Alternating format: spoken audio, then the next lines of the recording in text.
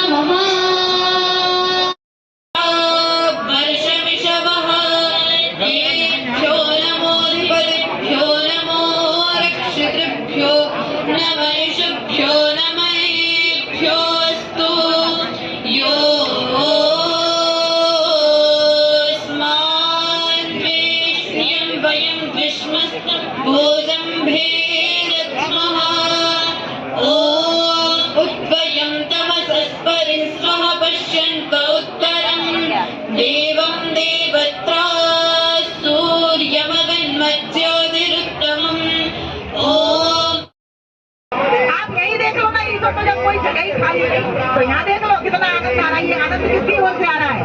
मेरी ओर से नहीं आ रहा, ईश्वर की ओर से। आप उसके कृपा पात्र बने हो, आप आए हो पुरुषार्थ करके इतनी दूर से गंगा में स्नान करने के लिए।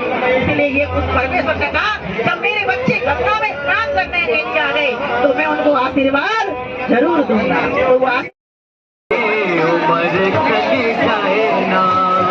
प्यारे प्यारे उम्र चली जाए ना प्रभु नाम।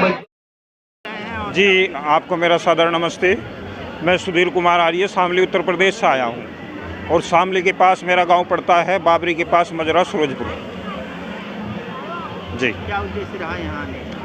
उद्देश्य तो सर ये है, एक तो ये धार्मिक स्थल है, आर्यों का महाकुंभ है और यहाँ पर जितने भी आर्य गणमान्य लोगों से मैं मिला, पूजने वंदने मातृशक्ति से मिला तो बड़ा गर्व हुआ क्योंकि यहाँ पर जो लोग आए हुए हैं एक सकारात्मक और एक सार्थक विचारधारा से जुड़े हुए हैं। उनके अंदर एक जुनून है और एक परिवर्तन लाने की एक क्रांति है और उस क्रांति के बेस पर ही हम लोगों को कार्य करने की आवश्यकता है। अभी क्या कहना चाहिए? अभी सीधे सादे शब्दों में मैं यही कहना चाहता हूँ कि आर्यों को भी, आर्य युवाओं को, माताओं को, बहनों को, मातृशक्ति को राजनीति में अपनी भागीदारी देनी चाहिए क्योंकि आर्य के अंदर जो बात होती है ना वो किसी के अंदर वो बात नहीं होती।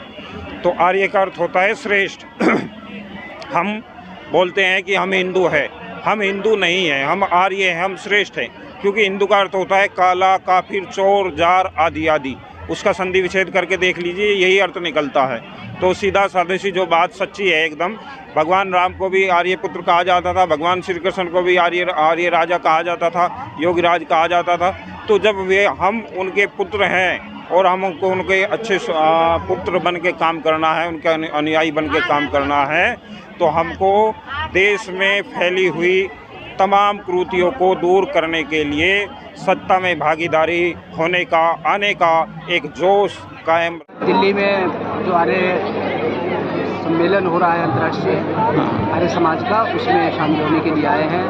हिमाचल प्रदेश के ज़िला सोलन से रिपब्लिक हाई स्कूल सुबातू की तरफ से हमारे 12 जो छात्र हैं और 4 अध्यापक इसमें, हम कुल मिलाकर के 16 लोग जो है इसमें भाग लेने के लिए यहाँ दिल्ली आए। क्या देखा आपने, कैसा लगा?